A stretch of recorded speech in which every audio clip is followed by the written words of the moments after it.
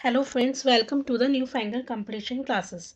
आप सभी का स्वागत है आपके अपने YouTube channel new finger competition classes में। फ्रेंड्स, यदि आप सीटेट साइंस पेपर 2 के लिए प्रिपेयर कर रहे हैं तो आप हमारे चैनल से जुड़ सकते हैं। अभी एट प्रेजेंट हमारे चैनल पे आपको प्रीवियस ईयर के क्वेश्चंस करवाए जा रहे हैं सीटेट साइंस पेपर 2 के। ठीक है बेटा, अब क्योंकि टाइम आपके पास बहुत कम बचा है, तो अगर आपको एग्ज़ाम क्लियर करना है तो आप अपनी प्राइमरी जो प्रायोरिटी है वो ये रखिए कि ज़्यादा से ज़्यादा प्रीवियस ईयर के क्वेश्चन को सॉल्व कीजिए समझ के, तभी आप अपने एग्ज़ाम को क्लियर कर पाएंगे। आइए चलिए स्टार्ट करते हैं हम आज की क्लास को। आज का पहला क्वेश्चन है बेटा, which of the following characterise human circulatory system. इनमें से कौन सी चीज़ें हैं जो हमारे ह्यूमन सर्कुलेटरी सिस्टम को दर्शाती है। पहले तो बेटे एक बात समझिए, ह्यूमन सर्कुलेटरी सिस्टम का काम क्या होता है। ह्यूमन सर्कुलेटरी सिस्टम का काम होता है हमारी बॉडी के अंदर न्यूट्रिएंट्स, गैसेस जैसे कि ऑक्सीजन, ठीक है, इनको ट्रांसपोर्ट करना, और जो हमारे वेस्ट प्रोडक्ट्स हैं उन्हें क्या करना, रिमूव करना। यहाँ तक समझ में आया? ठीक। अब इस कार्य को करने के लिए हमारे दो ऑर्गन्स होते हैं जो पार्टिसिपेट करते हैं। एक होता है हार्ट और दूसरा होता है लंग्स। क्या होते हैं? हार्ट और लंग्स। अब मैं आपको बताऊंगी कि इसकी वर्किंग होती कैसे है। तो देखिए, एक चीज समझिए कि बेटा ये क्या है आपका, दिस इज योर हार्ट, ठीक। एंड ये ऊपर क्या बनाए हुए हैं, lungs. Okay, this is your lungs. तो देखिए बेटा, होता क्या है, ये हमारी क्या है, आपकी वेन्स हैं, ठीक। अब क्या होता है, वेन्स हैं, कैपिलरीज हैं। तो होता क्या है, हमारी जो वेन्स होती हैं वो क्या करती हैं, हमारी बॉडी से जो डीऑक्सीजनेटेड ब्लड होता है, क्या होता है, डीऑक्सीजनेटेड ब्लड। अब इसका मतलब क्या होता है, एक ऐसा ब्लड जिसके अंदर कार्बन डाइऑक्साइड की मात्रा ज़्यादा होती है और ऑक्सीजन की मात्रा कम होती है। ऐसे ब्लड को लाकर वेन्स क्या करती हैं, वेना केवा में देती हैं। वेना केवा हमारी ये पाइप है, ठीक है। तो हमारी डीऑक्सीजनेटेड ब्लड पहले कहाँ आता है, वेना केवा में आता है। फिर वेना केवा से वो कहाँ जाता है, राइट एट्रियम में, यानी कि इस हिस्से में, ये जो ऊपर का हिस्सा होता है इसे बोलते हैं राइट एट्रियम। फिर ये जो राइट एट्रियम है वो उस ब्लड को आपके राइट वेंट्रिकल्स में भेजता है, और राइट वेंट्रिकल्स से हमारा जो ब्लड होता है वो बेटा पल्मोनरी आर्टरी के अंदर जाता है। अब पल्मोनरी आर्टरी से जो होती है वो आपका जो ब्लड होता है वो कहाँ जाता है, लंग्स में। यहाँ तक समझ में आया? अब लंग्स में जाके क्या होता है, इस डीऑक्सीजनेटेड ब्लड का प्योरिफिकेशन। क्या होता है, इस डीऑक्सीजनेटेड ब्लड का प्योरिफिकेशन। प्योरिफिकेशन का मतलब क्या है, इसमें से जो कार्बन डाइऑक्साइड की मात्रा है उसे ख़त्म कर दिया जाता है और ऑक्सीजन की मात्रा को बढ़ा दिया जाता है, क्योंकि हमारी बॉडी को कार्बन डाइऑक्साइड की नहीं, ऑक्सीजन की ज़रूरत होती है। अब क्या होता है, जब हमारा ब्लड प्योर हो जाता है और ऑक्सीजन उसके अंदर हो जाती है, तो होता क्या है बेटा, हमारा जो ब्लड है वो आपका सबसे पहले कहाँ जाता है, लेफ्ट एट्रियम में जाता है। फिर लेफ्ट एट्रियम से वो लेफ्ट वेंट्रिकल्स में जाता है। फिर ऑर्टा की मदद से वो हमारी पूरी जो बॉडी पार्ट्स होते हैं वो वहाँ पर आपका सर्कुलेट हो जाता है। अब आप देख रहे हैं, एक टाइम में बेटा आपके दो तरह का सर्कुलेशन हो रहा है। पहला एक हिस्से इस हिस्से में हो रहा है और दूसरा इस हिस्से में। इसलिए जो हमारा ह्यूमन सर्कुलेटरी सिस्टम है उसको हम क्या बोलते हैं, डबल सर्कुलेटरी सिस्टम भी हम इसको बोलते हैं, ठीक। अब आप देख रहे हैं इसमें एक लूप है, क्लोज है, कहीं से खुला हुआ तो है नहीं। यहाँ एक साइकिल चल रही है, यहाँ एक साइकिल चल रही है, इसलिए बेटा इसको हम क्या बोलते हैं, क्लोज्ड डबल सर्कुलेटरी सिस्टम।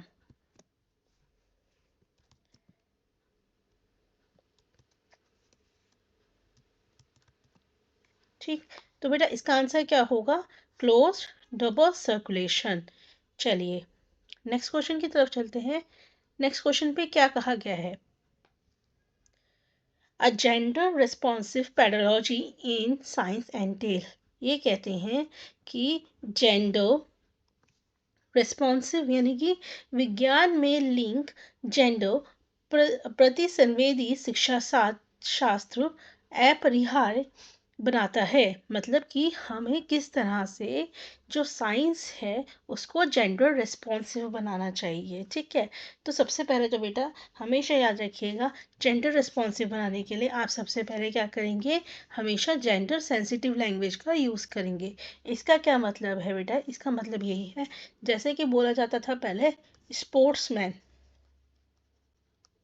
ठीक, तो बेटा अब आज की डेट में ये मैन भी हो सकता है, वुमेन भी हो सकता है, तो हम क्या करेंगे, हम इसको ना लिख के हम क्या यूज़ करेंगे, स्पोर्ट्स पर्सन। ठीक है, तो ये कैसी हो गई, जेंडर सेंसिटिव लैंग्वेज, तो ये बात तो बिल्कुल सही है। नेक्स्ट है engage students in examining stereotypes. हम क्या करेंगे, स्टूडेंट्स को एग्जामिन करने को बोलेंगे कि उन्हें अपने आसपास कि यहाँ पे स्टीरियोटाइपिंग दिखाई दे रही है। ठीक है, तो ये बात भी बिल्कुल सही है। जेंडर बेस्ड ग्रुप, बेटा हमें कभी भी याद रखिएगा जेंडर बेस्ड ग्रुप नहीं बनाने, हमें सबको इक्वल मान के चलना है। जेंडर बेस्ड ग्रुप बनाने का मतलब हो गया कि गर्ल्स का ग्रुप अलग और बॉयज़ का ग्रुप अलग, तो हमें ऐसा कार्य नहीं करना। ठीक, नेक्स्ट है using differentiated instruction and assessment. ये कहते हैं अलग अलग लोगों के लिए हम अलग अलग तरह के इंस्ट्रक्शन बनाएंगे, लड़कियों के लिए अलग, लड़कों के लिए अलग, हमें ऐसा कुछ नहीं करना, हमें सबको साथ लेके चलना है। तो बेटा इसका सही आंसर होगा option number 4, A and B. चलिए नेक्स्ट क्वेश्चन है, the colour of flame depends on. अब बेटा देखिए थोड़ा ट्रिकी क्वेश्चन है, इसमें मैं आपको एक चीज़ बताऊंगी, जो कलर होता है फ्लेम का वो इन तीनों ही फैक्टर्स पे डिपेंड करता है। ठीक है, बट क्योंकि अब आपके ऑप्शन, आपके पास तीनों ऑप्शन में नहीं है, तो हमें देखना होगा कि जो कलर है फ्रेम की सबसे कम किस पे डिपेंड करती है। तो बेटा आपके सब्सटेंस पे भी डिपेंड करती है और ऑक्सीजन पे, सबसे कम किसी पे डिपेंड करती है, वो है टेम्परेचर। तो बेटा इसका सही ऑप्शन क्या होगा, option number 4, A and B.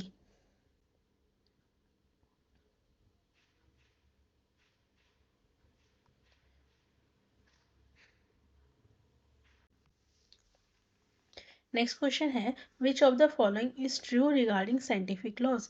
Scientific laws के रिगार्डिंग इनमें से कौन सी बात बिल्कुल सही है।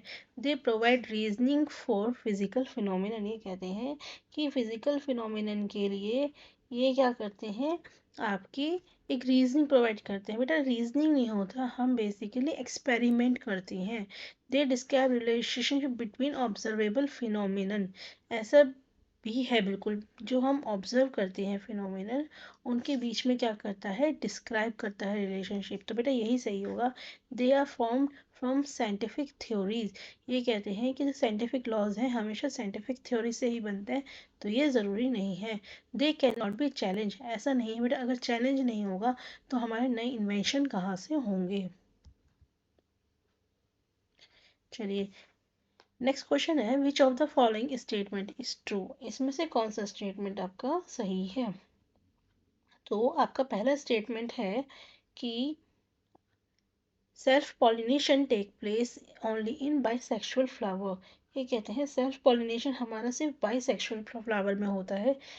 तो देखिए बेटा पहले तो एक चीज़ समझिए कि सेल्फ पॉलिनेशन में होता क्या है। सेल्फ पॉलिनेशन में क्या होता है, देखिए एक होता है सेल्फ पॉलिनेशन और एक होता है क्रॉस पॉलिनेशन। ठीक, अब सेल्फ पॉलिनेशन में देखिए क्या होता है कि आपका एंथर से स्टिग्मा पे जाता है पॉलन ग्रेन्स जो होते हैं, एंथर से स्टिग्मा पे जाते हैं। लेकिन इस केस में क्या होता है, जो फ्लावर होता है वो कैसा होता है, सेम होता है। क्या होता है, आपका जो फ्लावर होता है वो हमारा सेम होता है, या फिर सेम प्लांट का दूसरा फ्लावर हो सकता है, मतलब वन प्लांट, ठीक है, सेम फ्लावर। लेकिन जब हम बात करते हैं क्रॉस पॉलिनेशन की, तो क्रॉस पॉलिनेशन में क्या होता है, हमारा जो पोलन का ट्रांसफ़र होता है वो डिफरेंट प्लांट पे होता है। समझ में आया? यहाँ पे जब हम सेल्फ की बात कर रहे हैं तो सेम प्लांट है, लेकिन जब हम क्रॉस की बात कर रहे हैं तो प्लांट कैसा हो जाता है हमारा, डिफरेंट हो जाता है। फ्लावर सेम रह सकता है, यानी कि किसी और प्लांट का कोई और फ्लावर, तो उसमें क्या होता है हमारा क्रॉस पॉलिनेशन होता है। तब इन्होंने कहा है कि self pollination take place only in bisexual flower, कि बाइसेक्सुअल फ्लावर के अंदर ही हमारा पॉलिनेशन ले सकता। बेटा ऐसा नहीं है, सेल्फ पॉलिनेशन हमारा बाइसेक्सुअल फ्लावर में भी हो सकता है और हमारा यूनिसेक्सुअल फ्लावर के अंदर भी हो सकता है। तो आपका जो बेटा पहला स्टेटमेंट है वो बिल्कुल गलत है। नेक्स्ट है bisexual flower can pollinate by self and cross pollination. बिल्कुल सही बात है बेटा कि बाइसेक्सुअल फ्लावर यानी कि ऐसा फ्लावर जिसके अंदर हमारे दोनों आपके पार्ट्स हों, मेल पार्ट भी फीमेल पार्ट भी, तो वो सेल्फ पॉलिनेशन भी कर सकता है, यानी कि अपने आप में भी ट्रांसफ़र कर सकता है एंथर स्टिग्मा पोलन ग्रेन्स को, या फिर वो किसी और फ्लावर पे भी ट्रांसफ़र कर सकता है। तो ये स्टेटमेंट तो सही है। तो A is false, B is true, यानी कि ऑप्शन नंबर 3।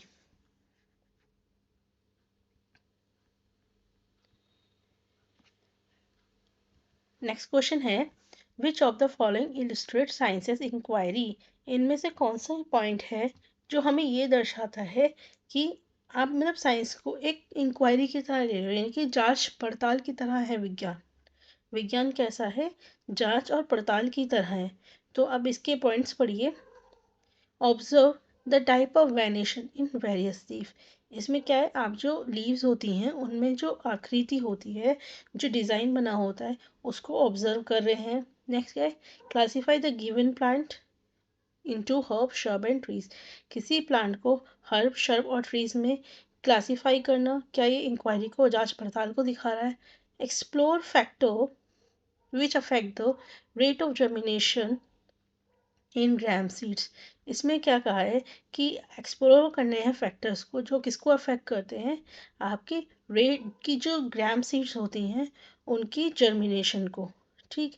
और नेक्स्ट है list 5 uses of coconut tree. हमें बताना है कि आपको 5 ट्रीज के यूज़ बताने हैं कोकोनट। तो अगर आप देखोगे तो हमारी जांच पड़ताल किस में होगी, ऑप्शन नंबर 3 में। इनमें हम ऑब्जर्व कर रहे हैं, इसमें क्लासीफाई कर रहे हैं, इसमें लिस्ट कर रहे हैं, लेकिन जांच पड़ताल किस में कर रहे हैं, एक्सप्लोर किस में कर रहे हैं, ऑप्शन नंबर 3 में। चलिए नेक्स्ट क्वेश्चन है metal oxides are basic in nature. ये कहते हैं अच्छा ये मेरा ऑब्जर्वेशन एंड इन्फ्रेंस का ऑप्शन है। देखिए ऑब्जर्वेशन क्या होता है, ऑब्जर्वेशन क्या होता है कि जब हम किसी चीज़ को देख रहे हैं, उसको समझने की कोशिश कर रहे हैं, तो हमारा तो उस टाइम क्या होता है, ऑब्जर्वेशन। इन्फ्रेंस कब होता है, इन्फ्रेंस के अंदर बेटा याद रखिएगा जब हम कोई एक्सपेरिमेंट करके, ठीक है, या कोई डिडक्शन करके हम किसी एक रिजल्ट पे पहुंचते हैं, तब हम क्या कहते हैं, वो चीज़ क्या है, आपकी इन्फ्रेंस है। तो इन्होंने कहा है metal oxides are basic in nature. Metal oxides हमारे बेसिक होते हैं नेचर में। तो आप खुद बताइए मेटल ऑक्साइड बेसिक है नेचर में, ये हमें कब पता चलेगा, जब हमने कोई एक्सपेरिमेंट परफॉर्म किया होगा, डिडक्शन पे होंगे। तो ये क्या हो गया हमारा inference. Air expends on heating. Air हमारी क्या है, एक्सपेंड होती है हीटिंग पे, तो ये भी क्या है, हमारा इन्फ्लुएंस है। Lime water turns milky on passing carbon dioxide. Lime water कैसा हो जाता है, मिल्की हो जाता है कार्बन डाइऑक्साइड पे। तो आपने यहाँ पे कोई वो तो नहीं करा है, यहाँ तो आपने ऑब्जर्वेशन करा है, कोई रिजल्ट तो नहीं बताया ना। Sodium hydroxide and hydrochloric acid neutralise each other. तो बेटा ये भी क्या है आपका इन्फ्लुएंस। तो आपका ऑप्शन नंबर कौन सा सही होगा, आपका सी का ऑब्जर्वेशन कौन सा है, सी। और बाकी का क्या है, ए बी डी, देखिए ऑप्शन नंबर 4।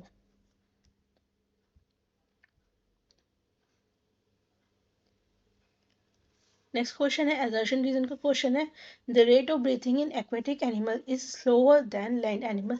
बेटा स्लोअर नहीं होती, फास्ट होती है, क्योंकि पानी के अंदर ऑक्सीजन की डिजॉल्व ऑक्सीजन की कमी होती है। नेक्स्ट है presence of large amount of dissolve oxygen affects the rate of breathing of aquatic animal. तो बेटा मैंने अभी बताया कि हमारा जो पानी होता है उसके अंदर डिजॉल्व ऑक्सीजन की कमी होती है। ठीक है, तो इसका मतलब क्या है बेटा, ये भी स्टेटमेंट गलत है। लार्ज अमाउंट में नहीं होता बल्कि क्या होता है, स्मॉल अमाउंट में होता है। तो इसका ऑप्शन नंबर 1 सही होगा कि दोनों ही स्टेटमेंट गलत है। नेक्स्ट है assertion रीजन का, the filament of incandescent blood is made of tungsten. ये बात बिल्कुल सही है कि हमारा टंगस्टन का बना होता है। टंगस्टन हैज लो रेजिस्टेंस, बेटा लो नहीं, हाई रेजिस्टेंस और हाई मेल्टिंग पॉइंट होता है। तो इसका क्या होगा, A is true but R is false. Next, an odometer in a car measures. Odometer का काम क्या होता है बेटा, डिस्टेंस को नापने का। किसको, डिस्टेंस को। Next question, which of the following is are true regarding scientific investigation. Scientific investigation को लेके इनमें से कौन सी बात बिल्कुल सही कही गई है। Results are not influenced by procedure. तो बेटा ये बात बिल्कुल गलत है। प्रोसीजर चेंज होने से रिजल्ट भी चेंज हो जाता है, तो ये बात गलत है। सोशल कंटेक्स्ट में influence conclusion in any investigation. तो ये बात तो बेटा बिल्कुल ठीक है कि हमारा जो सोशल होता है वो आपका क्या करता है, हमारे जो कंक्लूजन होता है उस पर इफेक्ट डालता है। ठीक है। नेक्स्ट है, datas and evidences are same. ये गलत है कि डाटा अलग होता है बेटा, एविडेंस हमारी अलग चीज़ होती है, तो ये भी गलत है। There is no universal scientific method, ये बात बिल्कुल सही है कि कोई भी यूनिवर्सल साइंटिफिक मेथड नहीं होता। तो यानी कि ऑप्शन नंबर 3।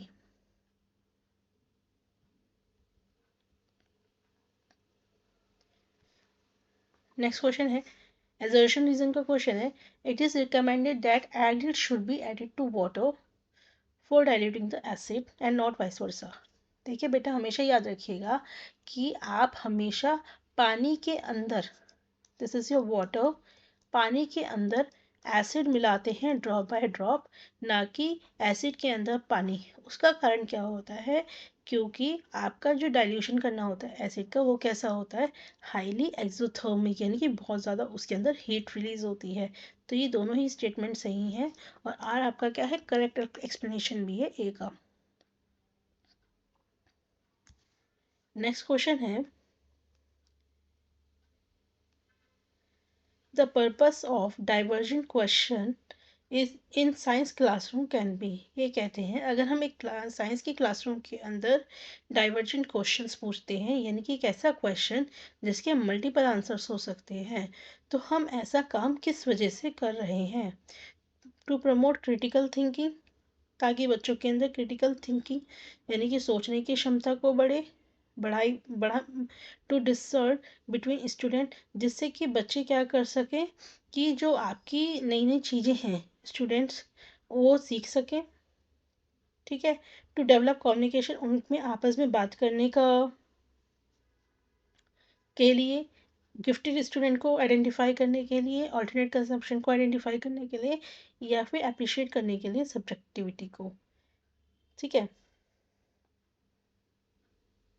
तो बेटा याद रखिएगा कि आप क्रिटिकल थिंकिंग भी प्रमोट करते हो, विद्यार्थियों के बीच भेद करने का, यानी कि बच्चे की मतलब देखो डाइवर्जेंट क्वेश्चन से हमें ये पता चलता है कि बच्चे कितना उस चीज़ को समझ पा रहे हैं। ठीक है। तो ये बात तो सही है। कम्युनिकेशन का हमारा कोई लेना देना नहीं होता। हम डाइवर्जेंट क्वेश्चन से ये पता कर सकते हैं कि कौन से स्टूडेंट गिफ्टेड हैं, यानी कि कितनी वैरायटी है हमारे पास। फिर पता कर सकते हैं ऑल्टरनेटिव कंसेप्शन के बारे में, और सब्जेक्टिविटी को अप्रिशिएट करने के बारे में नहीं होता। ठीक है। तो इसका बेटा ऑप्शन क्या होगा, A B D and E.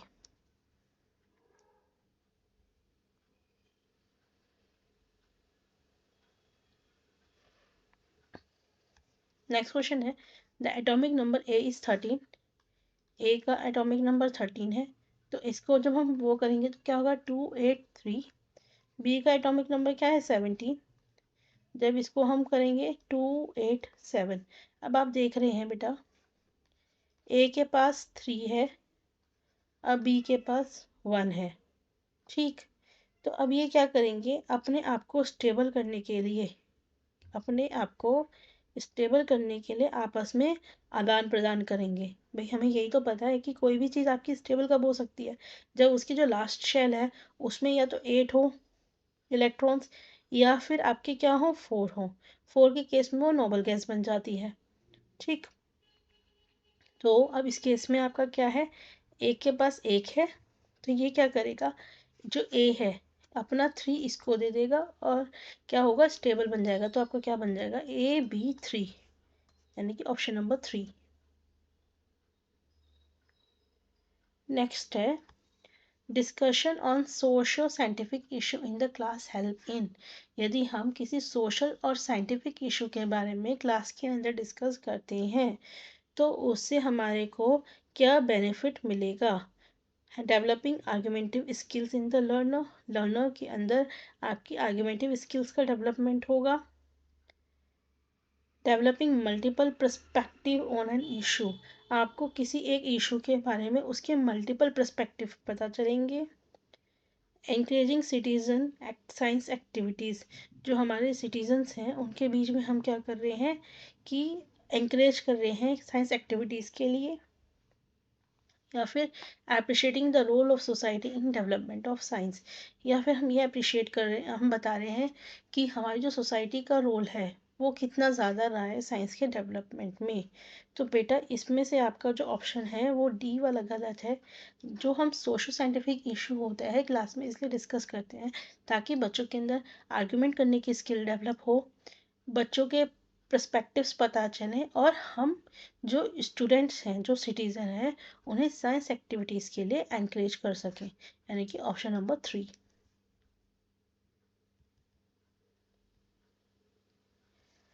Next है, which of the following factors are responsible for generation and flow of winds on the earth. देखिए जब भी हम जो विंड चलती है अर्थ पे वो किसकी वजह से चलती है, अन इवन हीटिंग की वजह से।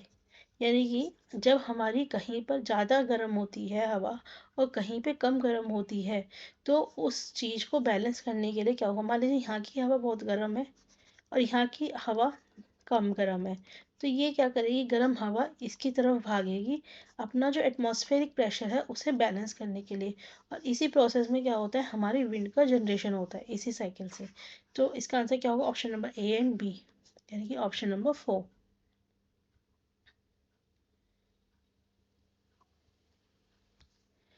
नेक्स्ट है असर्शन रीजन का क्वेश्चन है, the ceiling of cinema halls and concert halls are generally curve. ये कहते हैं जो सीलिंग्स होती हैं सिनेमा हॉल्स की और कंसर्ट हॉल्स की उन्हें ज़्यादातर क्या रखा जाता है, कर्व रखा जाता है। कारण बता रखा है, साउंड वेव्स जो होती हैं स्ट्राइक करने के बाद कर्व्ड सरफेस से वो रिफ्लेक्ट होती हैं सभी डायरेक्शन में। तो बेटे दोनों ही स्टेटमेंट है और इसका जो एक्सप्लेनेशन दिया गया है वो भी ठीक है। नेक्स्ट आपका इंडिकेटर से बेटा एक क्वेश्चन ज़रूर आता ही आता है, बहुत इंपॉर्टेंट है। देखिए टर्मरिक, सबसे पहले टर्मरिक याद रखिएगा बेटा कि टर्मरिक बेस में रेड कलर देता है। जैसे कि यदि आपके कपड़ों पे हल्दी लग जाती है और आप जब उस पर साबुन लगाते हो जो कि बेस होता है तो वो रेड हो जाता है। तो क्या हमारे पास रेडिश ब्राउन आ रहा है, बिल्कुल दो जगह पे हमारा रेडिश ब्राउन, 2 पे और 4 पे। नेक्स्ट है चाइना रोज इंडिकेटर, बेटा बेस के अंदर हमें ग्रीन कलर देता है, तो यानी कि ऑप्शन नंबर 2 आपका सही हो जाएगा।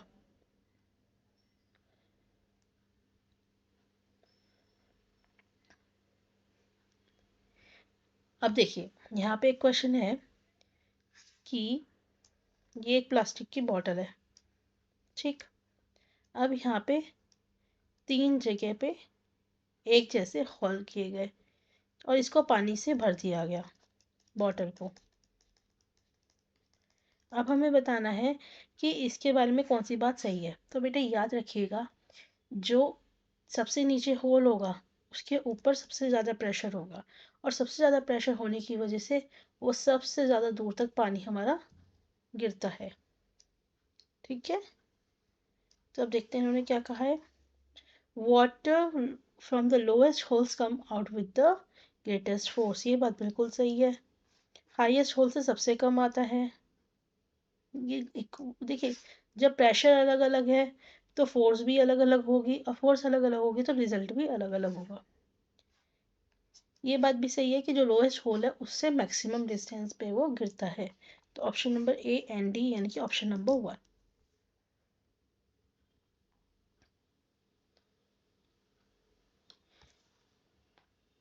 Which of the following is not a feature of alternate conception in science? निम्नलिखित में से कौन सा विज्ञान के वैकल्पिक अवधारणाओं की विशेषता नहीं है? तो बेटा इसमें क्या है? Ideas do not demonstrate cause and effect reasoning, ideas are stable, ideas are resistant to change, ideas are develop from observable feature. देखिए अब बहुत सारे बच्चे इसी क्वेश्चन के अंदर कंफ्यूज हो जाएंगे। इसका चलिए मैं आपको टाइम देती हूँ, आप मुझे इसका आंसर बताइए क्या होना चाहिए आपके अकॉर्डिंग।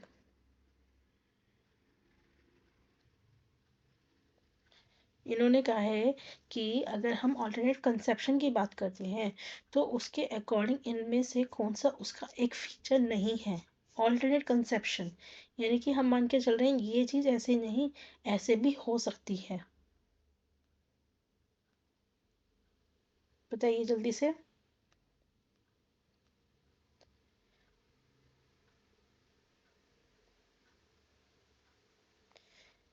देखिए बेटा ऑल्टरनेट कंसेप्शन का मतलब होता है कि आइडियाज़ या अंडरस्टैंडिंग जो कि स्टूडेंट डेवलप करते हैं उनके रोज़मर्रा की ज़िंदगी से। ठीक है।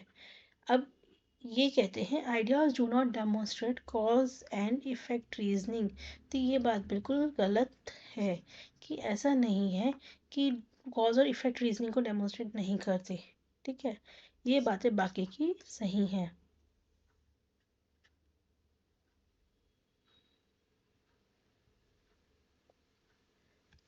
नेक्स्ट क्वेश्चन है an object flows with one. देखिए इन्होंने कहा है ये दो लिक्विड है ए और बी। इस लिक्विड के अंदर आपका ऑब्जेक्ट जो है वो एक चौथाई हिस्सा दिस इज एक चौथाई हिस्सा पानी के बाहर है और इसके अंदर आपका 3/4 हिस्सा 3/4 हिस्सा आपका पानी के बाहर है। तो बेटा आपको पता है कि जितना ज़्यादा आपका बाइंड फोर्स लगेगा वो चीज़ उतनी ही ज़्यादा ऊपर चली जाती है। अब क्योंकि इसके अंदर ये वाला जो है ये ज़्यादा जा रहा है ऊपर, तो इसका मतलब क्या है इसकी डेंसिटी क्या रही होगी ज़्यादा रही होगी। तो इसका आंसर क्या होगा बेटा density of liquid B is greater than density of liquid A. Next question है a class 7 teacher plans to identify alternate conception of students in the topic adaptation in plants and animals। इन्होंने एक topic दिया adaptation in plants and animals. उसके बीच teachers को पता करना है कि बच्चों के ऑल्टरनेट कंसेप्शंस क्या हैं। तो इसमें से बेस्ट स्ट्रेटजी क्या है? तो बेटा इसका बेस्ट स्ट्रेटजी है कि बच्चों से क्वेश्चन करो। ठीक है। इंटरव्यू लो और जो उनकी ड्राइंग्स हैं यानी कि उनकी जो फाइंडिंग्स हैं उनको देखो, तभी तो आपको पता चलेगा। नेक्स्ट है which of the following is not cause due to excessive use of fertiliser and pesticide. यदि हम पेस्टिसाइड्स और फर्टिलाइजर का बहुत ज़्यादा इस्तेमाल करते हैं तो इनमें से कौन सी चीज़ नहीं होगी बेटा सॉइल इरोजन। सॉइल इरोजन का फर्टिलाइजर और पेस्टिसाइड से कोई लेना देना नहीं है।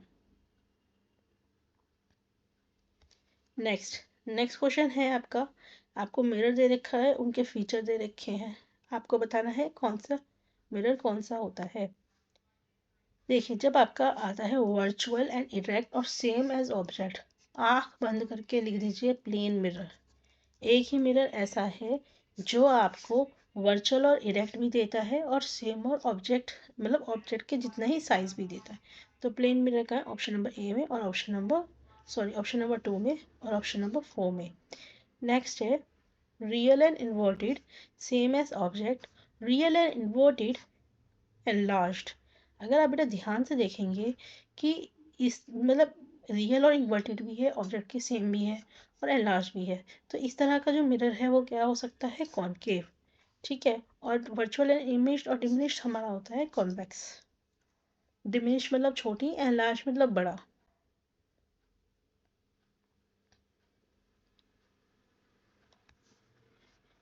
नेक्स्ट है Sunita drops a piece of potassium metal in a beaker of cold water.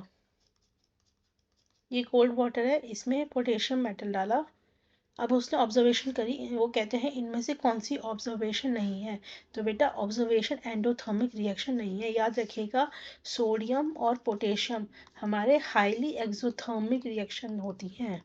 कैसी होती हैं? हाईली एक्सोथर्मिक, यानी कि बहुत ज़्यादा मात्रा में क्या रिलीज होती है? Heat.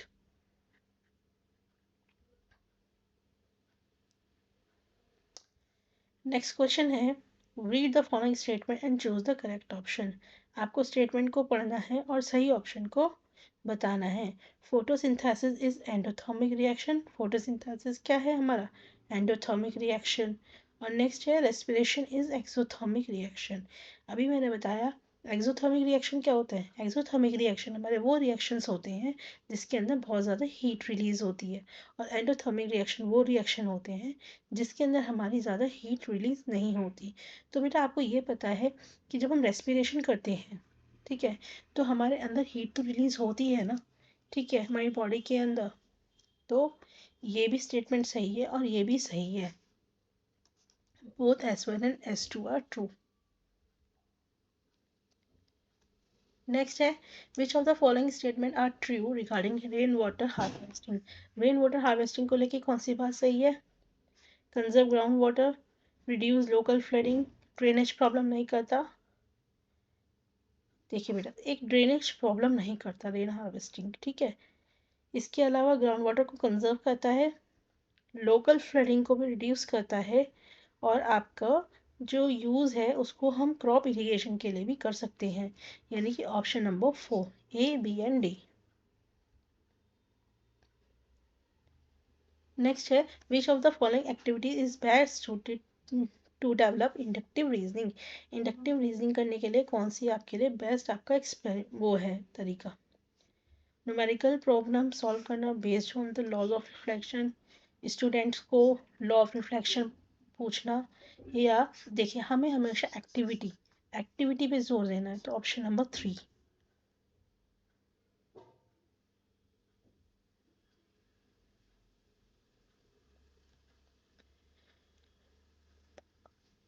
To sperm of a man fuse with 2 eggs of a women. तो हमारे ट्विंस कैसे होंगे बेटा? फ्रेटर्नल। कैसे होंगे? फ्रेटर्नल। एक बात याद रखिएगा, यदि एक स्पर्म आपका एक एग को फ्यूज करता है और फिर वो आगे जाके वो दो में कन्वर्ट हो जाते हैं, तब आपके स्टूडेंट आपका जो बेबी होंगे वो ट्विंस होंगे, आइडेंटिकल होंगे। लेकिन जो टू स्पर्म है 2 एग्स को फ्यूज कर रहा है, तो ऐसे केस में क्या होता है? फ्रेटर्नल होता है। Which of the following statement is not true regarding conduction. Conduction को लेकर कौन सी बात सही नहीं है? All material do not heat flow through them in the same way, conduction is faster in. देखिए कंडक्शन फास्टर, तो ये बात सही है। Two object should be in contact with each other for heat flow. अगर ऐसा होता तो गैसेस के अंदर हमारा कैसे फ्लो होता? Conduction does not take place in gases. बेटा ये गलत बात है कि कंडक्शन हमारा गैसेस में नहीं होता, कंडक्शन हमारा गैसेस में भी होता है। कंडक्शन का मतलब बेसिकली क्या होता है? Heat flow. क्या होता है? Heat flow. और हीट गैसेस के अंदर जो हीट फ्लो होता है वो किसके माध्यम से होता है? रेडिएशन के माध्यम से। सो फ्रेंड्स, ये वाली हमारी क्लास कंप्लीट हो गई। वीडियो अच्छी लगे लाइक सब्सक्राइब शेयर ज़रूर कीजिएगा। मिलेंगे नेक्स्ट वीडियो में।